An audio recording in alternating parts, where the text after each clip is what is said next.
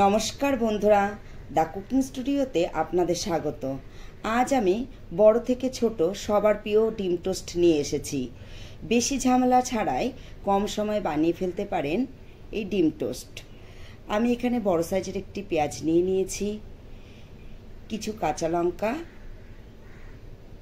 আর ধনেপাতা।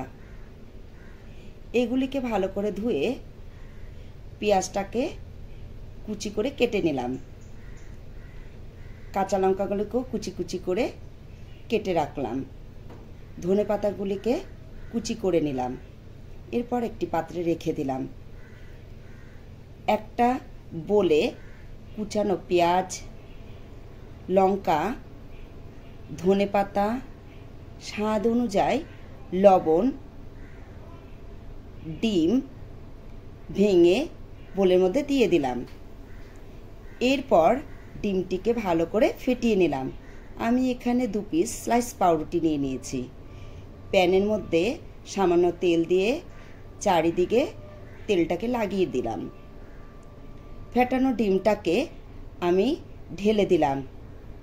এর কিছুক্ষণ পর পাউরুটি দুটোকে দিয়ে আমি উল্টে নিলাম। বানিয়ে ফেললাম ডিম টোস্ট। এই স্ন্যাক্সটি যদি ভালো লাগে অবশ্যই বাড়িতে বানিয়ে ফেলবেন।